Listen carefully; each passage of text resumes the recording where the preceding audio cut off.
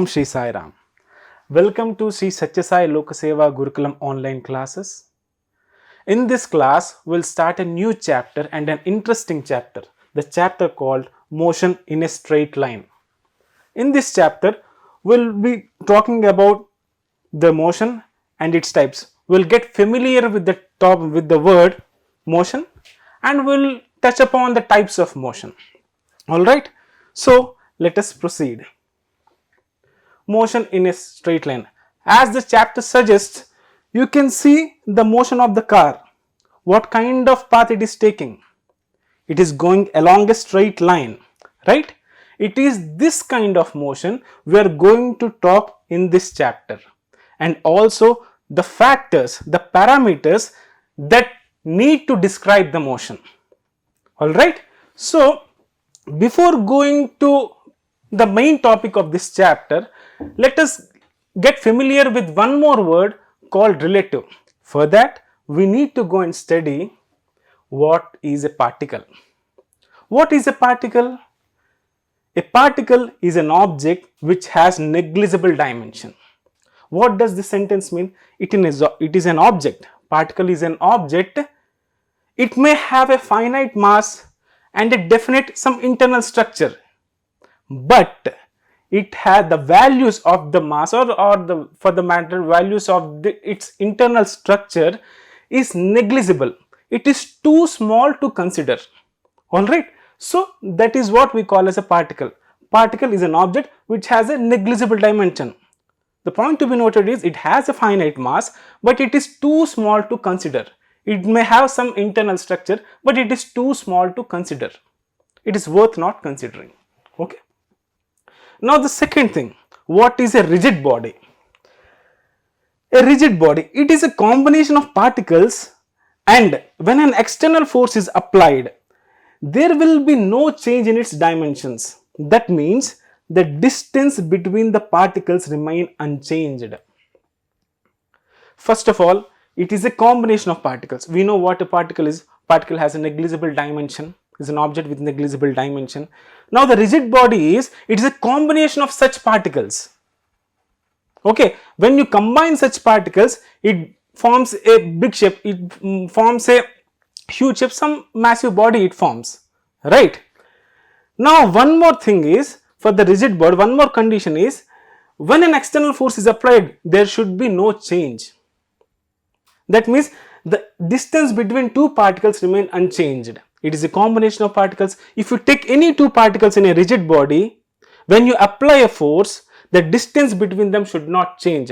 It should remain unchanged as it was before the force applied. Alright, so this is the major difference between the particle and a rigid body. Now, having studied about particle and rigid body, let us see this using this example. Now you have one object. I am not calling it as a body or a particle as of now. Let us consider this as an object. One more object. So these two are together playing with each other. Okay. Now one of you may ask, are you a particle or a rigid body? So this is object 1, this is an object 2. To satisfy the parameters of a particle, it should have a negligible dimension, right? Can I take the dimensions of these two objects negligible? Pause this and pause the video and think about it. Can I take these two objects as having a negligible dimension? I hope you have thought it. No. The answer is no. We cannot take these two bodies having as a negligible dimension, Why? Because the separation, the distance between them, when you talk about the distance between them, is too small, right? If these two objects form a one system, then our system of interest, these two bodies, these two objects are our system of interest. The distance between these two objects are negligibly small when compared to the dimensions of each object. It may have some finite mass, and it may have he may have some height, width and width. So these dimensions I cannot neglect because they are close to each other. As a rigid body, it is a combination of particles, right? So they are too close to each other. So we can deduce that as the relative distance is less, you are considered to be a what? Body.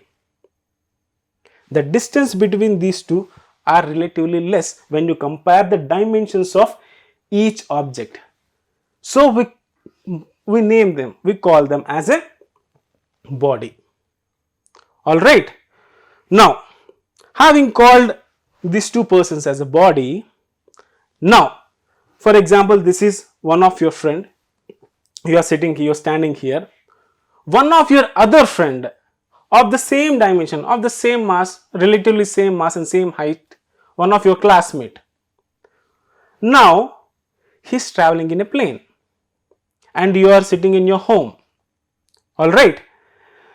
So now if you consider these two bodies, you are sitting here, your friend is in the plane. Now can we call the person sitting in the plane as a body? From here, your reference is here, you are standing here. Can you present this as a body? No, because the dimensions which the object is having here is too small when you compare the distance between yourself and your friend. He is somewhere in the plane, you are sitting in your home, there are few kilometers away apart. When you talk about your height and width, what happens? Your height may be something around 1.84 meters, something like that. So compared to few kilometers, 1 meter is so small, it can be negligible. Alright. So as the distance increases, we can say this body which you have defined earlier can be treated as a particle. See, as the relative distance is large, person appears as a particle. Understood? So in the same case, your friend is a body when the relative distance is less. If the same person is going in the plane, and you can consider him as a particle. Why? The relative distance become more. That means you may be confused. You are saying sometimes as a body, sometimes as a particle. What does this mean? The basic crux of this terminology, what we are saying, what we are trying to say is rigid body and particle. The nomenclature of rigid body and particle is not absolute. It is relative in nature. Understood? So particle and rigid bodies are relative terms. Relative terms means it is not absolute. It varies. The terminology, the same body can be a particle, the same object can be a particle, the same object can be a rigid body. It is, the term varies with the situation with respect to which we are seeing. If the relative distance is more, we call as a particle. If it is less, then the dimension becomes valid there. Then we cannot ignore the dimension. Then it becomes a body. So they are relative terms. Relative means it varies with the point of reference. Okay? Now, having studied about the term relative and having studied how the particle and body are interdependent on each other, the terms are interdependent based on the situation, on the problem which we are looking. In the same manner, let us see rest and motion. This is where our chapter starts. What is rest and what is motion? First of all, let us go with the rest. So you may be asking, what is rest? When somebody is so tired, what you will suggest them? Please take some rest. Right? What do you mean by it? Here some more examples. TV at rest, fan is also at rest. So what is the common factor that is defining them to be at rest? We use in a normal language to be at rest, right? What is the common factor that is defining them? You can see one defining factor, they are not moving, right? They are not moving. So I can say, if the position of an object is not moving, then I can say it is at rest. Not moving means it is not moving with respect to the surroundings. All right. So we can deduce, or we can define in this way: if a body does not change its position with respect to surroundings, then the body is said to be at rest. So this is our basic layman definition which we come across after observing. So this is not moving, so our basic terminology we use at rest. We saw this common factors, what defines a rest, and came up with a definition. If a body does not change its position with respect to surroundings, then the body is said to be at rest, right? Now let us go to the motion. What is motion? See, the blades of the fan are moving blades of the fan. Second, the car is moving car. So what is a common factor in these two? Movement is a common factor. What do we mean by movement? Changing the position. That is what we call as a movement. Something is moving means it is changing its position, right? It's changing its position. To be more precise, it is changing its position as the time is changing. With respect to time, we call it. Okay. So we can define by observation, we can define the motion as the position changes with respect to time. Okay. Motion is the change in position with respect to time. All right. So having studied about rest and motion, now let us go and discuss this in one example. See, you have a situation where the people are waiting at the bus stop and passengers are traveling in a bus. All right. So these two they are waiting in the bus stop and they are traveling in a bus. Now our question is, are the passengers in the bus are at rest or in motion?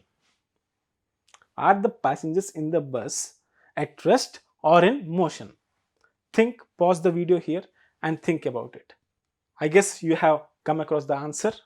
So let me tell you, when I ask this question, are the passengers in the bus at rest or in motion, you need to ask me, to whom are you asking this question? Right? I may ask to the people who are at the bus stop. I may ask the same question to the people who are traveling inside the bus. So if I ask the question to the people who are traveling inside the bus, they are at rest, right? His co-passenger, her co-passenger is at rest with respect to him. There are 4 passengers, you can see. If I ask any of the passengers about the other passengers, are your co-passengers moving?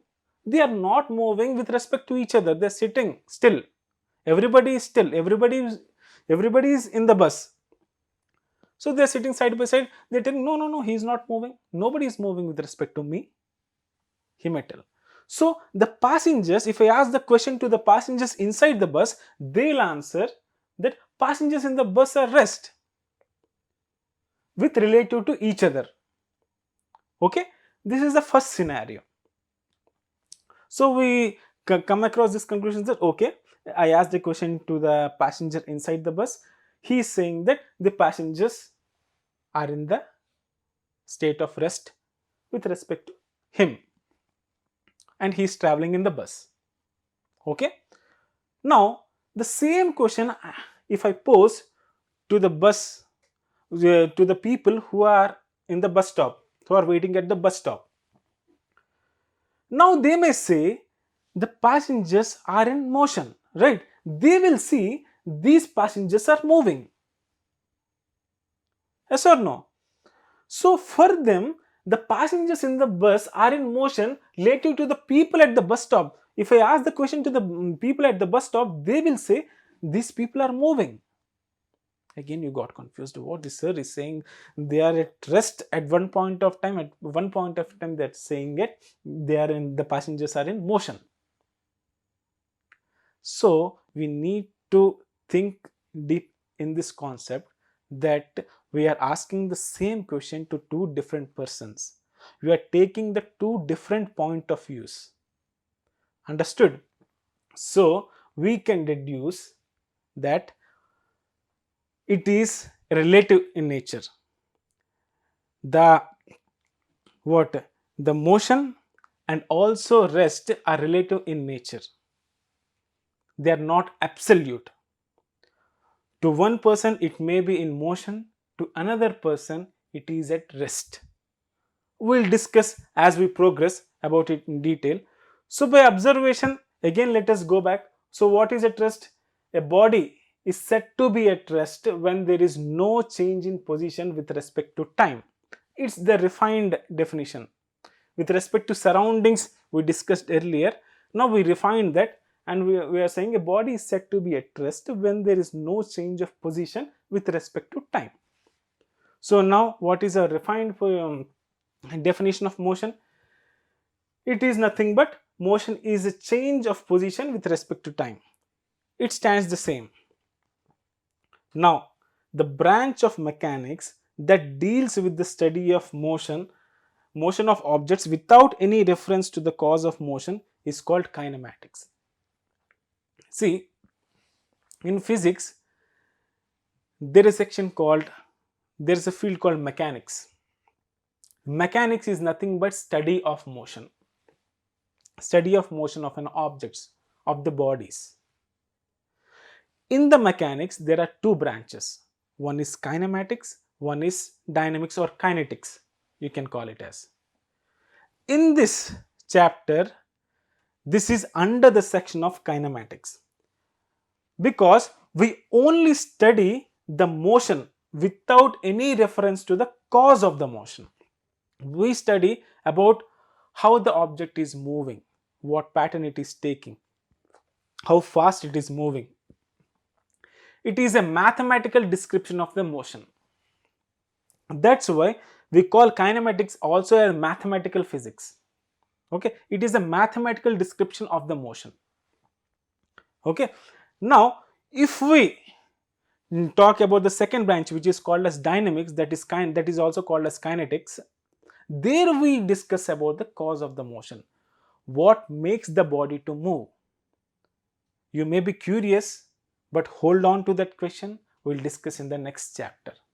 But as of now, we'll discuss only about the motion. We will be constrained to the motion. The body started moving and we have to describe the motion, how the body is moving. So this is the branch of kinematics. This branch is called as kinematics. Okay. Now, a system of coordinate axis with respect to which an event can be described is called as a frame of reference. In the question we posed, are the passengers are at rest or in motion, we got two different answers, right? The co-passenger is telling we are at rest with respect to each other. If the passengers in the bus are telling we are at rest with respect to each other, but the same question when you ask to the people at bus stop, they are saying they are in motion. Of course they are in motion, because there are two different point of views, right? That point of views, the system of coordinate axis with respect to which an event can be described. What is the event happening? An object, to study an object, that is the event. That may be in the motion. For example, people standing in the bus stop. People are standing in the bus stop here. Okay. A bus is moving. According to them, the bus is moving in this direction. So with respect to these people at the bus stop, with respect to these people at the bus stop, these people are moving. This is the bus, this is moving, that means it is changing its position. If I want to know what is the change of position of this bus, I have to take some reference point, right? The bus is changing its position, like this is, it is going in the leftward direction of the what negative direction of the x-axis, if I seeing from this point of view. So some reference should be given. That reference point is here. If I draw a graph of change in position, if this is position, this is time,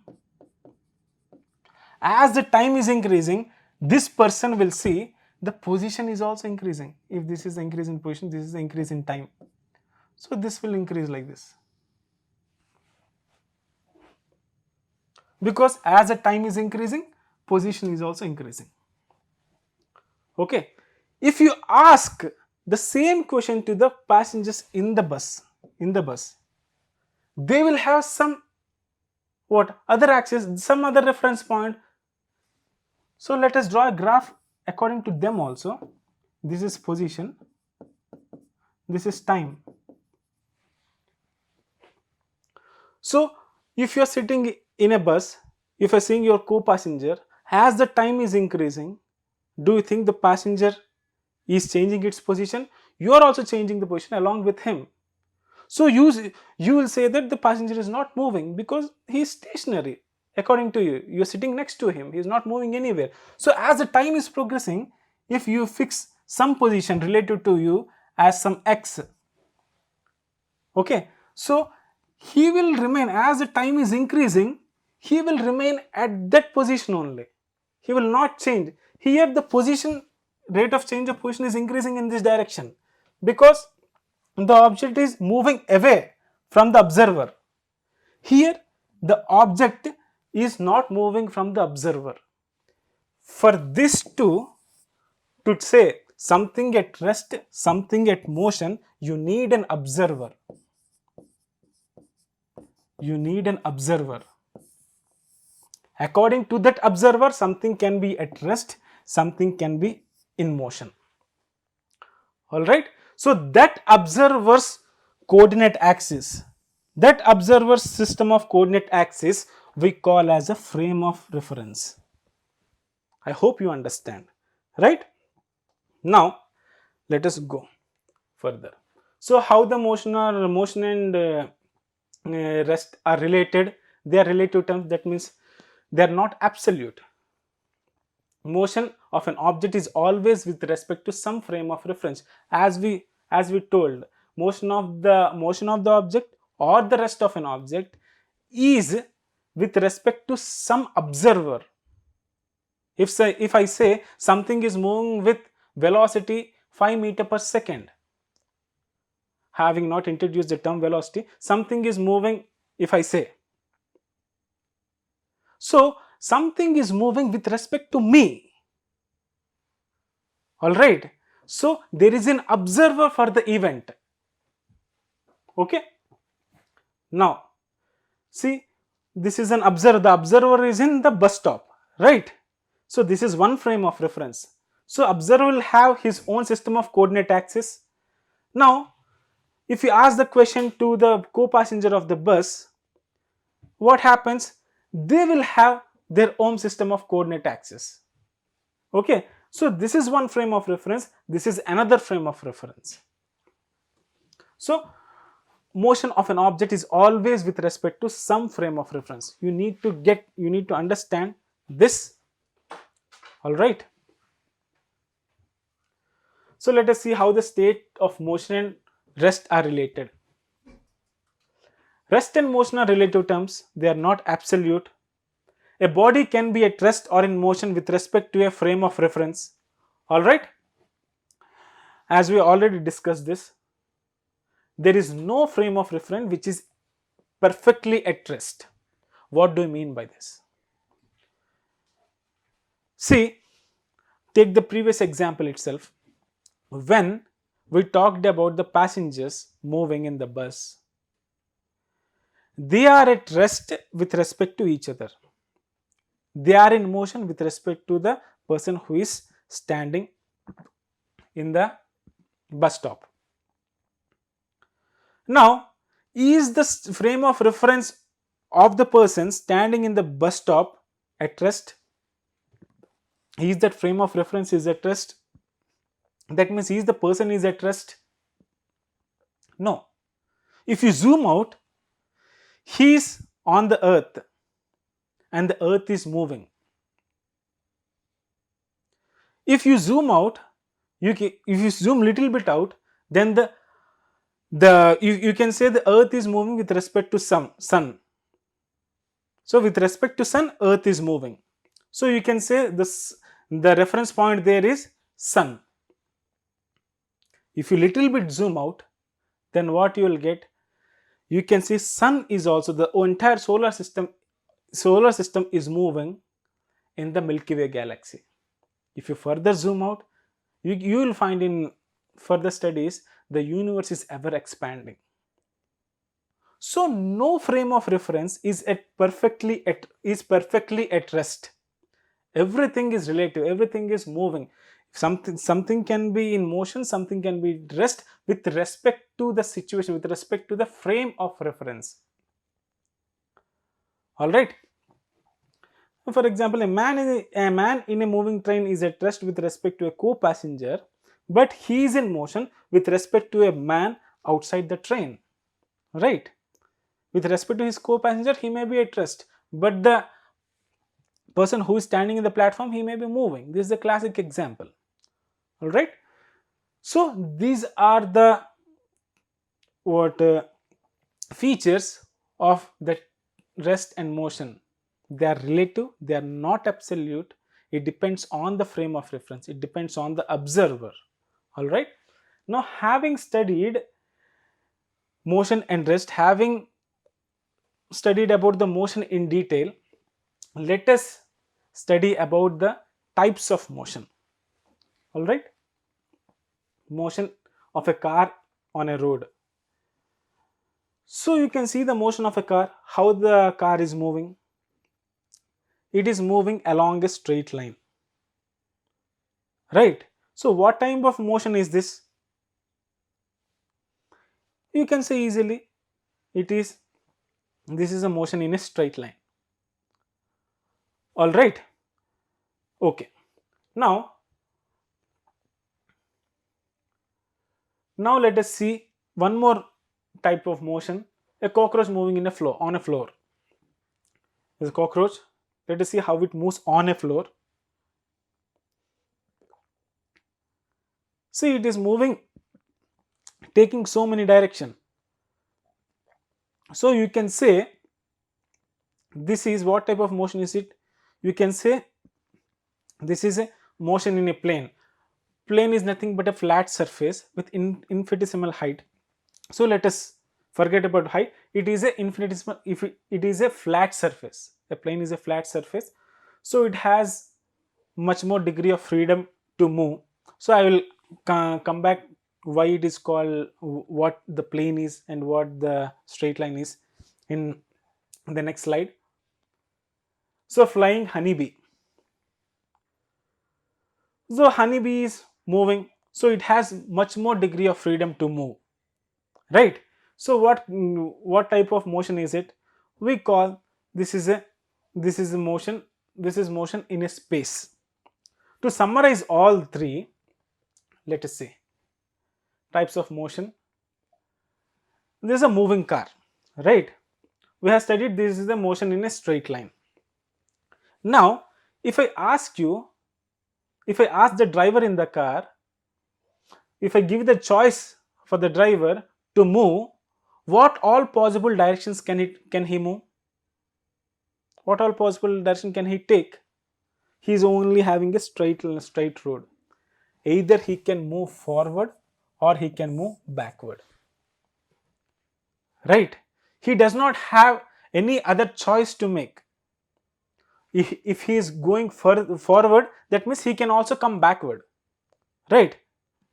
So he is constrained in one direction, in one dimension. So that is the reason we call it is a motion in one dimension. Okay. Now second, now let us see cockroach. So if we ask a cockroach, if I give a choice, if we give a choice to cockroach, what all possible directions can it take? It can go forward, it can go backward.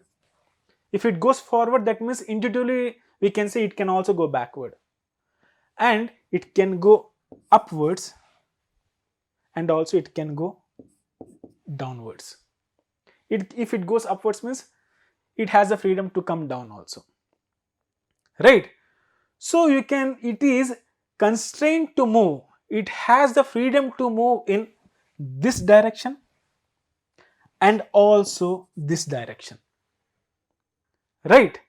So we can say this is a motion in a plane, as we discussed. This we can also say motion in two dimensions. There the degree of freedom means in how many minimum coordinates, in how many minimum system of coordinates you can specify the object's position. To specify the object's position for the cockroach, you need two coordinates, x and y. To specify the coordinate of the moving car, if you have only one axis, you have only if not if you have only one axis, so it will be only x here. Now the same choice if you give to honeybee, what here, how much freedom it has to move? It can move left, it can move right, it can move up, it can move down, and also it can move towards you and it can move into the board. That means all the three dimensions it can move, it has the freedom to move. If it can move forward, it can, of course it can come backward. If it can move upwards, of course it can move downwards. If it can come out, of course it can go inside. So this type of motion we called as motion in space. So to locate the honeybee anywhere in the space, we need to specify it with three coordinates, x, y, z. With respect to x-axis, how much time how much distance it made, how much change its position. With respect to y-axis, what is its position. With respect to z-axis, what is its position. So to locate a point in space, we should have three coordinates. Hence we can say the motion in space is also called as a motion in three dimension. So these are the three types of motion. One is motion in a straight line, second is motion in a plane, which is also called as motion in two dimensions, motion in a space, which is also called as motion in three dimensions. In this chapter, we'll study about this. We'll study about motion in one dimension. We will be restricted to study the motion of an object in one dimension as far as this chapter is concerned. In the further chapters, you will be also learning about the motion in plane. All right. So having studied what is motion in this chapter, and also we have studied how the rest and motion are related to each other.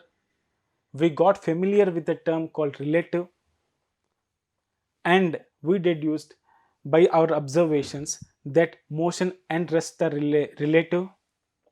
And then we also uninformally introduced the word called frame of reference. About this frame of reference, we'll further discuss in the chapter called laws of motion.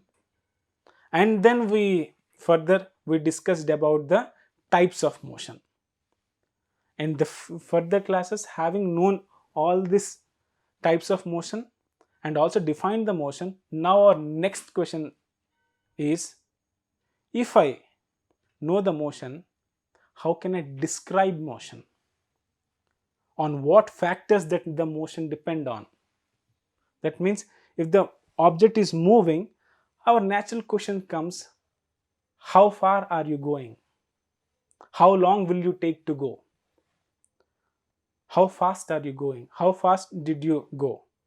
So these are the terms we use often to describe emotion. So in our next chapter, in our next session, we will ponder on these questions. I hope you enjoyed this session. We'll come back in the next session with much more interesting topics, and I hope you will enjoy that session too. Until then, thank you. Sai Ram.